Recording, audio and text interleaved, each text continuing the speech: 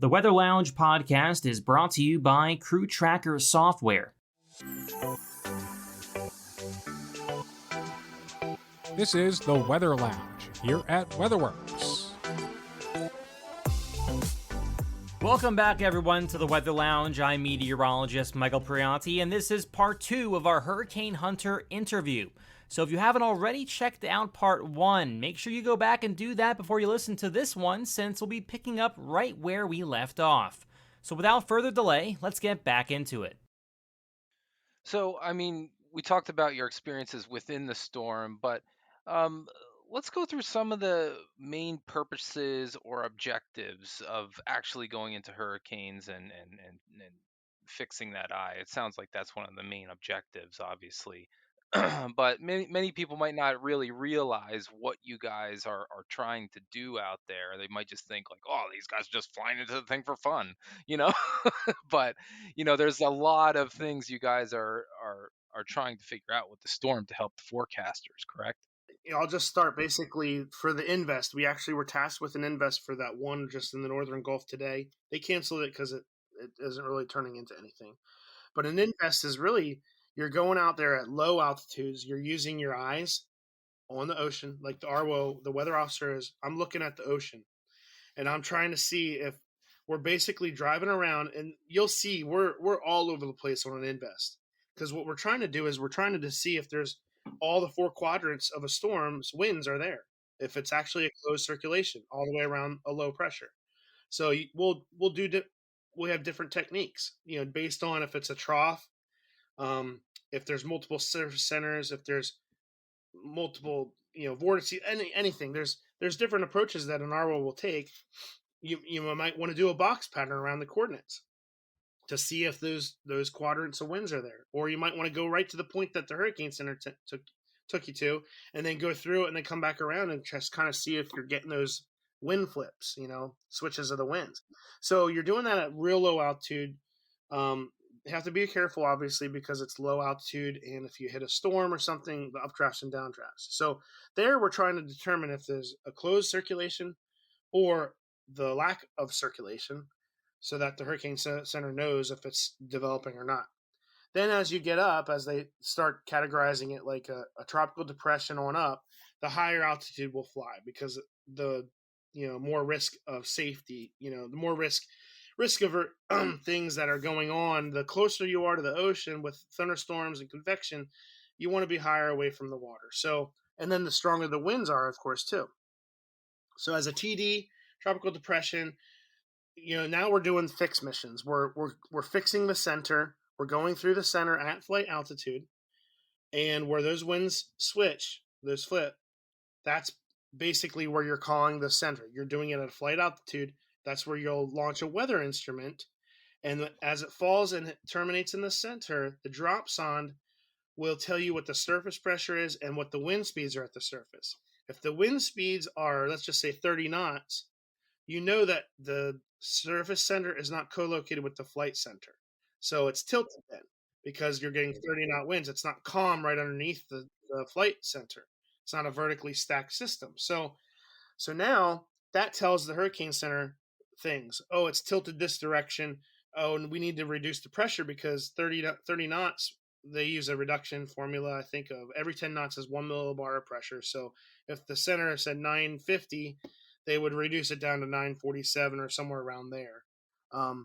So as we start getting into the fixed missions, what we're doing is we're doing this X pattern called the alpha pattern, where we're flying through every quadrant of the storm, trying to gather data from each quadrant to basically tell the storm center, the Hurricane Center, the nature of the storm, where the strongest quadrants are, what's going on in each one of them, what's the weakest ones, how is it intensifying, what's the center pressure for the drop sonde, what we're dropping eye wall drop sondes occasionally depending on the storm.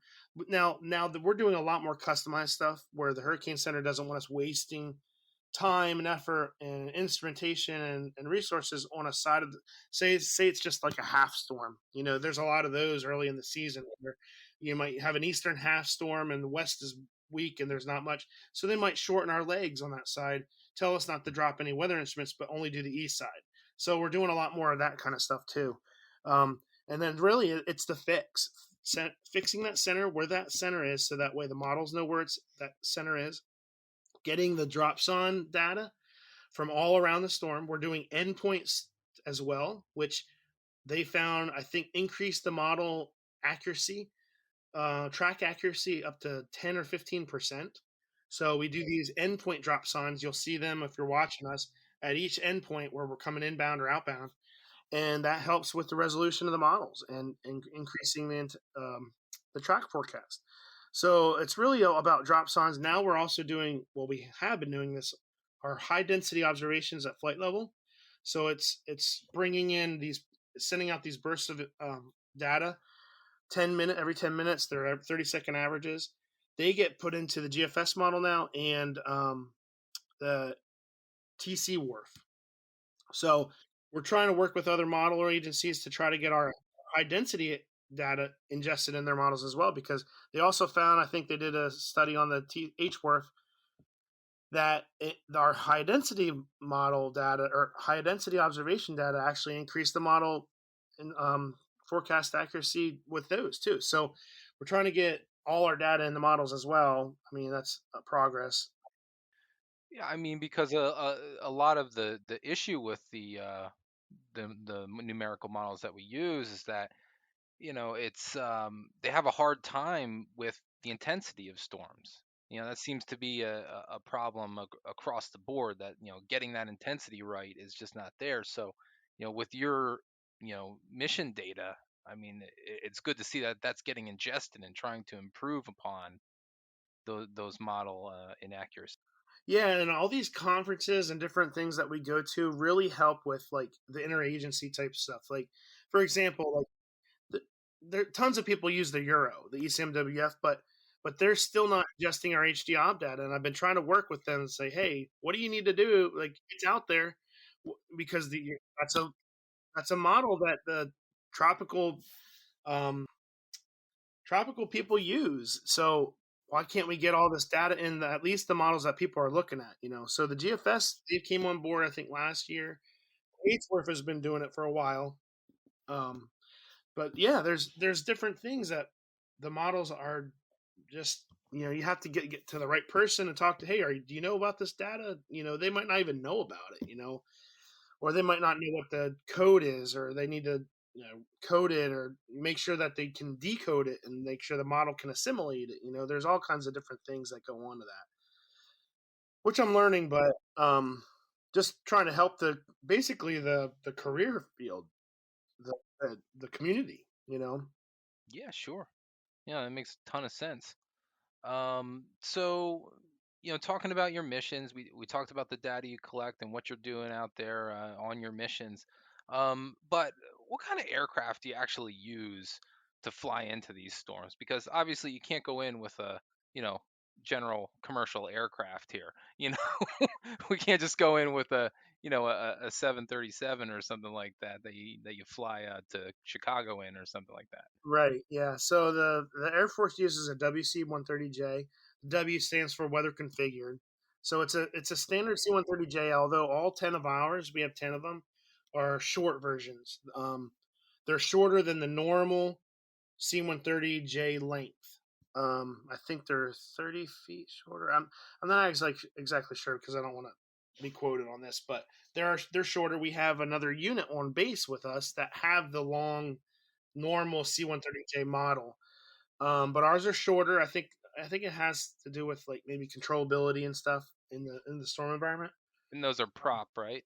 Yeah, the four engine turboprop, um, six blades. I think the H model was four blades before.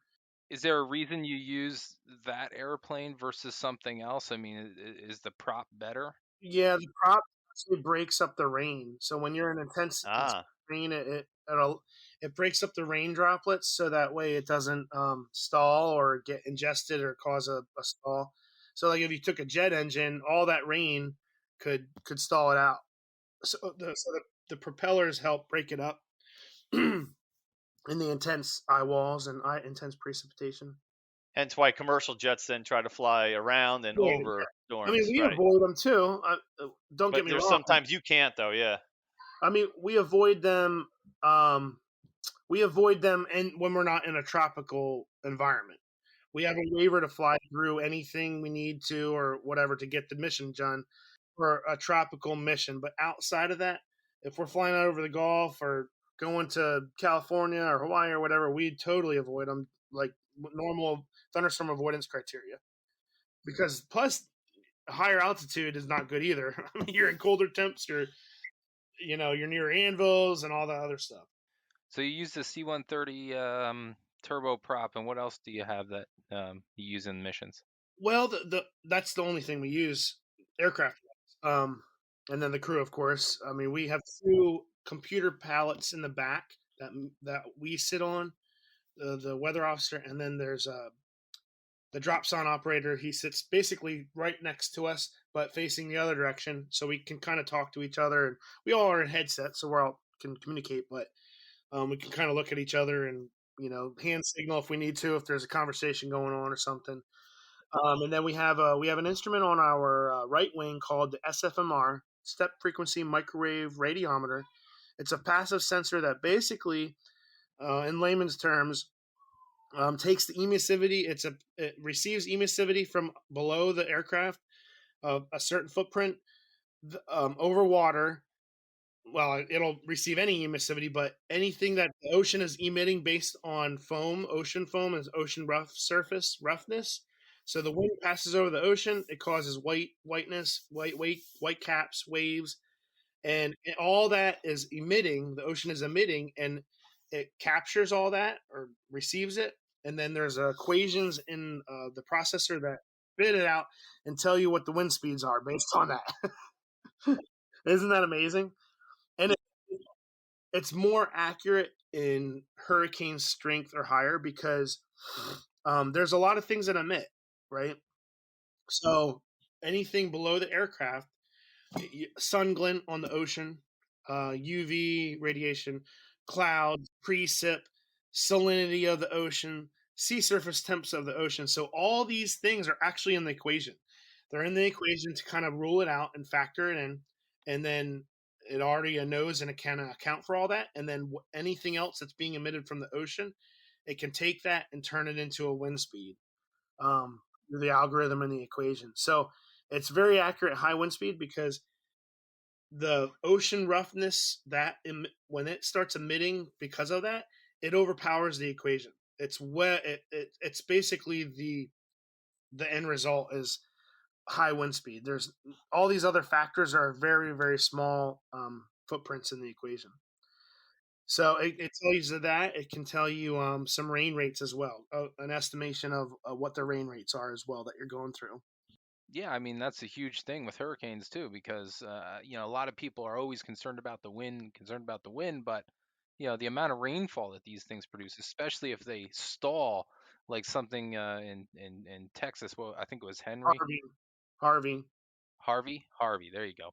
And that kind of stalled and dropped 40 some inches of rain or something around Houston. So that's and a main factor in the storm, along with that storm surge that comes in. Now, are you guys aiding in that too, of trying to predict that storm surge? Do you get information on that at all or not? What I told you about our SFMR, our drop signs, and then our aircraft data, flight level, all flight level stuff, temperature, dew point, flight level winds, all that stuff, and then anything we see visually, or radar imagery. We can tell them what the radar is looking like, if there's stuff going on in the internally of the structure of the storm, things like that, and visual winds that we're trained to look at the ocean and tell what the ocean winds look like based on what the roughness of the ocean looks like. So we can tell them what the visual winds are. If there's all the instrumentation is matching, that's great. But we're working towards getting more instruments on our aircraft. So as far as storm surge, and there are instruments that help tell, I think, wave. There's different instruments that help with waves, many other things right now. We're working towards it. It's much different to get that equipment on a military aircraft than it is, for example, Department of Commerce aircraft. So we have to go through a lot longer of a process. So there's cybersecurity. There's all kinds of other things that we have to go through just to get that on the plane. So we're working towards it. We're getting slowly but surely. We're working towards getting more instrumentation to be able to kind of mix and match instruments to fit whatever type of mission we're going on. Since 2004, CrewTracker Software has enabled snow and ice management companies to save time, money, and resources with their comprehensive digital services platform. All the information needed to plan your operations and make business decisions is current and always available. Along with QuickBooks, CrewTracker Software provides seamless integration with WeatherWorks certified snowfall totals. Visit CrewTracker.com to rock your game and learn how CrewTracker Software makes managing snow and ice simple. Take advantage of the SIMA Show Special $500 discount and White Glove Startup Service offer. So I was curious about the drop zones. Obviously, you're dropping these things out of the aircraft. What happens then? Are they gone forever, or is there a recovery mission, or how's that go? No, they're gone. It's like a weather balloon, isn't it? It's like a weather balloon, right? Weather balloon's gone and might land in someone's backyard or whatever. These drop zones are gone. I think they're basically. The company claims 95% biodegradable. Oh, I would say most of what probably falls down there anyway is going to go into the ocean. So Oh yeah, we're not doing any it's not of going to this. fall in someone's backyard, right? Right, we're not doing any of this over land. So yeah, it's all over the ocean. We also drop buoys off of our plane, so we can launch various types of buoys based on whoever is requesting it, like the naval oceanography, Scripps University, Cruise ships.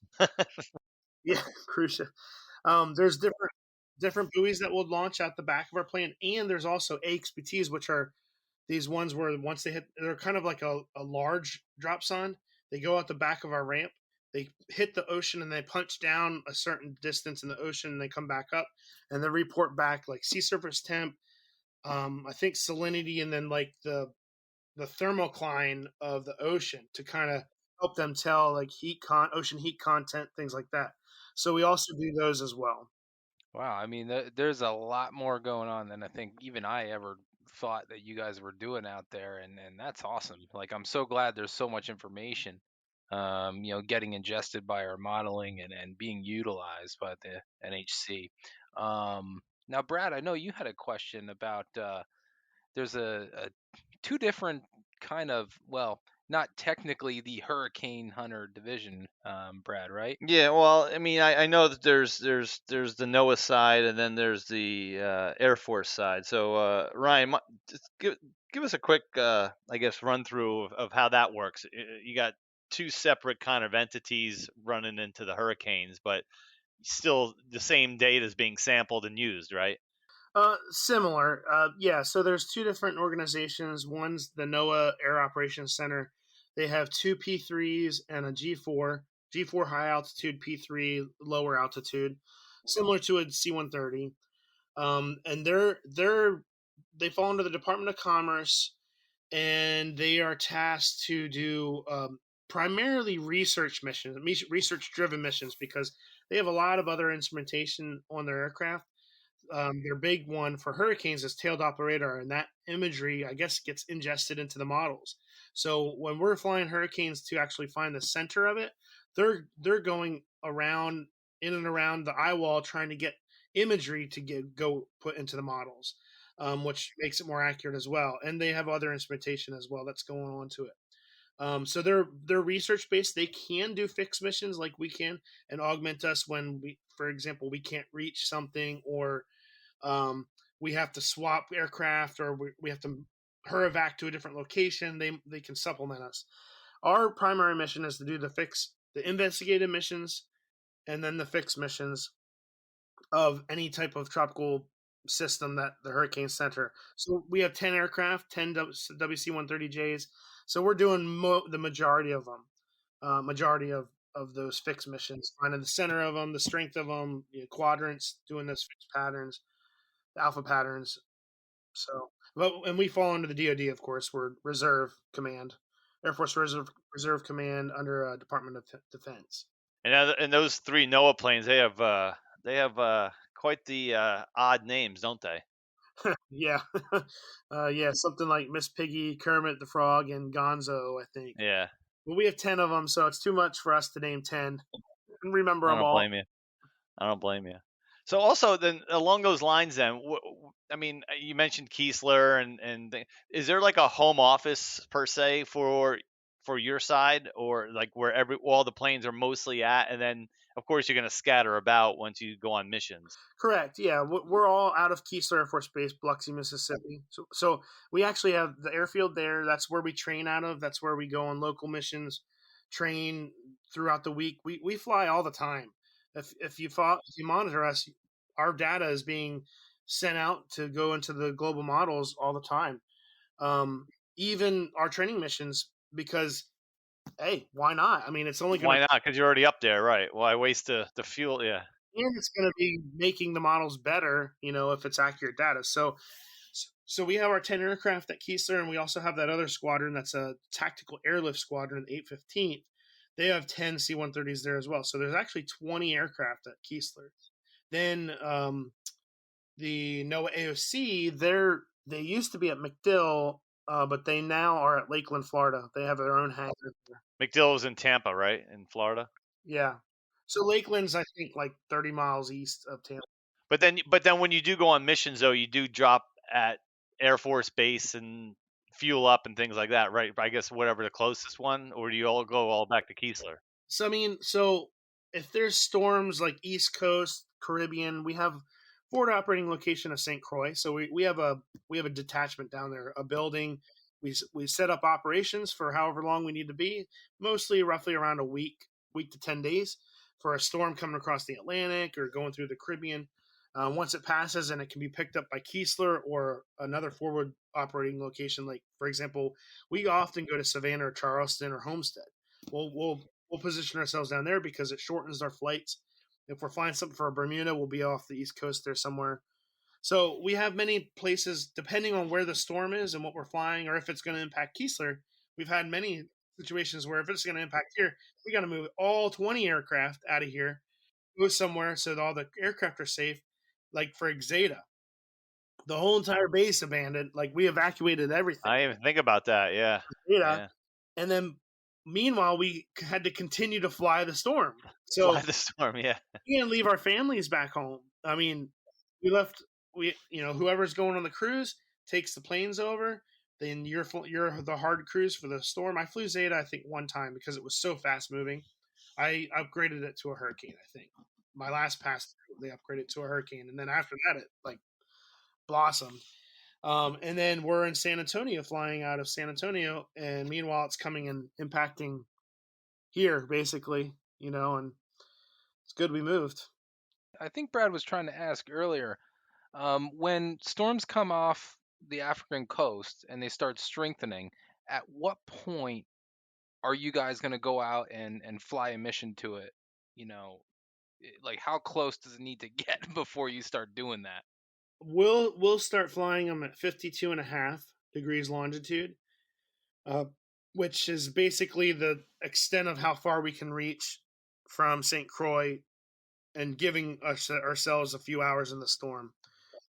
So I think NOAA they can go to Barbados, so they can get a little further east, which I think they did for this last storm, Bonnie. As it was coming across, they went to Barbados and flew an invest before we could even reach it from St. Croix. Then we flew, I think, the next day. So really, I mean, you can't get too far into the Central Atlantic. I mean, because it's just so far from land to be able to go out and come back. So 52 is where we start flying a storm. So the Hurricane Center, they'll give us basically a 2-day heads up. They'll say, hey, we need you to go to St. Croix tomorrow, so that way you're in position to fly the following day. So they're basically forecasting the speed of it and telling us when we can start flying it based on those. That's cool. Yeah, I'm just trying to I was trying to kind of get an idea of how far, you're first intercepting that storm, and how far away is it from St. Croix to the 52 area? I think it's a good 3 hours. I'm not sure how far it is. Probably 1,000 miles. 1,000 miles from there. Okay. Yeah, I mean, I think 3.5 hours to that. So then you got to take 3.5 hours back. So that's like 7 hours. So give or take. I mean, we could fly about 12 hours you know, with a little spare. Depends on how efficient we are with the fuel and stuff. I guess one of the questions that we had too was, once you're starting to fly missions in the storm, how often do you guys go out and fly those missions and fix those locations? Well, it obviously depends on how close it is to land. So the proximity to land really determines how often we fly it. Um, in the National Hurricane Operations Plan, NHOP, I think you should be able to. You can probably access it. It'll tell you when the Hurricane Center will task us for 12 hourlies, which means one every 12 hours, one fixed time. And when it's fixed time, it means we're doing an entire alpha pattern. So getting all four quadrants of the storm. Then as it gets closer to land, or a lot of times we're doing 6 hourlies as it's going through the islands and the Bahamas and all those areas, because it's basically you can't really do 3 hour. So we will go all the way down to 3 hourlies, which means every 3 hours there's a task time to be hitting it. But on 6 hours, you're doing that anyway. It's just 3 hourlies. There's not a 6 hour gap where, let's just say, to make it easy, 6Z and 12Z were tasked to fly.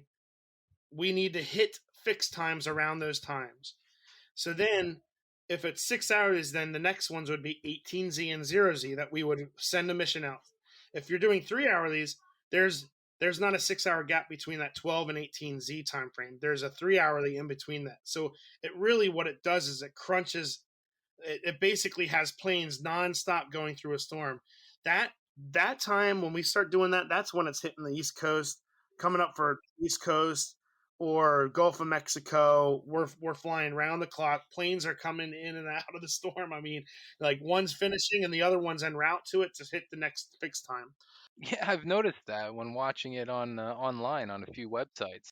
6 hourlies like through the Caribbean and the Antilles, and that's typically what we'll do because it's not affecting like large chunks of land and stuff like that. So it's kind of a different terminology like that we're accustomed to that maybe the general public isn't really accustomed to. Yeah, I mean, we deal with just with our forecasting, dealing with the Z time or the Zulu. We always are using that for our model run data, and it's not because we need a standardized time. We can't just be in East Coast and Eastern over here, Central over here, Mountain over here. We got to know when those models are coming out. So, but man, this is great. I mean, I just never knew what all was entailed. So it's really awesome talking with you. And Brad, I mean, I don't know if you had any other questions for Ryan here before. No, I mean maybe we can revisit Ryan like during the winter time too when he's not that busy, and we can kind of ask him a few other things. Yeah, I'd be more than welcome to, because we're going to be busy doing that, and we that's actually a little different. And I don't want to go too much into it here, but we actually do a staff element where we sit with the forecasters at Scripps, so I can go into a little bit more detail about that too, and that's really interesting. Being able to do that and plan with them our missions.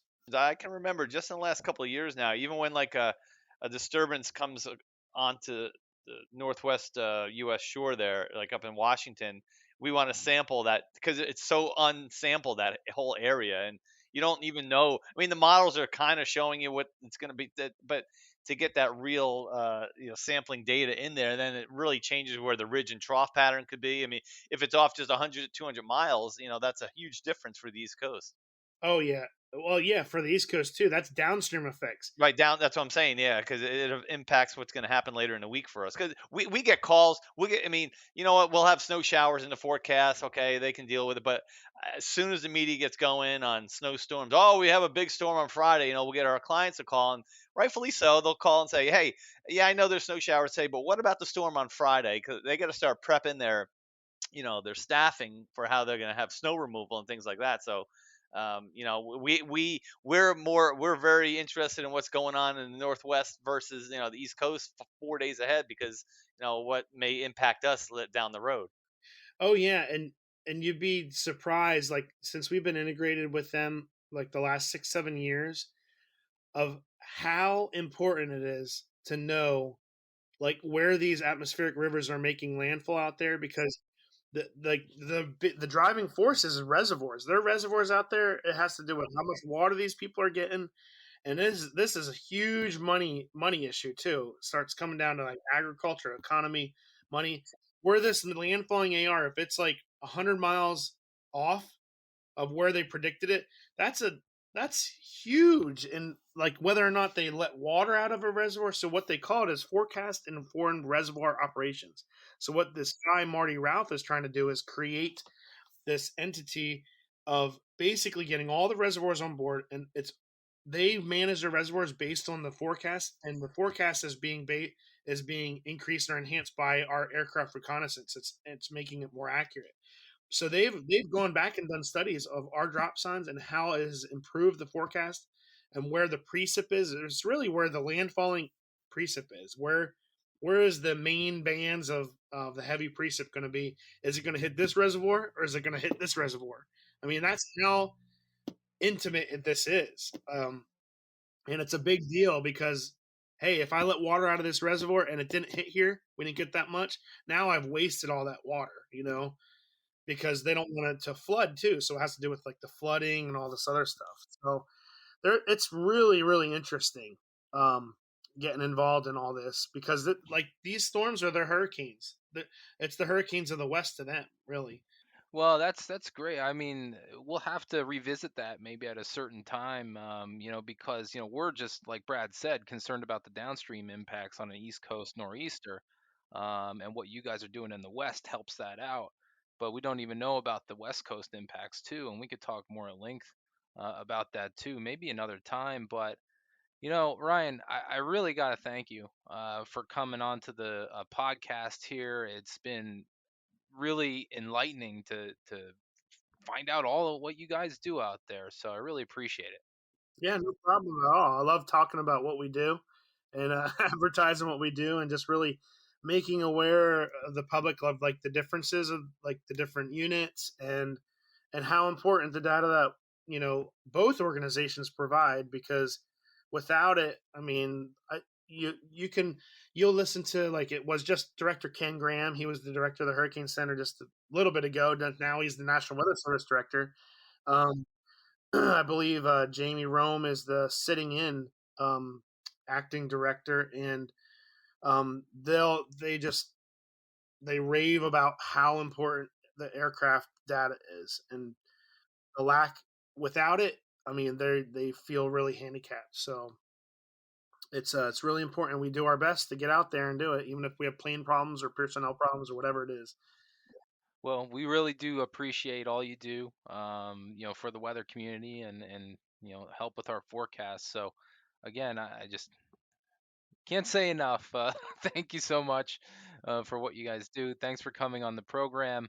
And we'll have you on maybe in the winter, and we can discuss more of those impacts. Okay, sounds great. All right. Well, that's it for the Weather Lounge episode this time. And thanks for listening, everyone. Remember, we'll have a new podcast every 2 weeks here on the Weather Lounge. And also, please rate the podcast. This helps push our show forward. And don't forget to visit WeatherWorks on social media, and always find us at weatherworksinc.com. That's all for this episode. So thanks again, everyone, for joining us.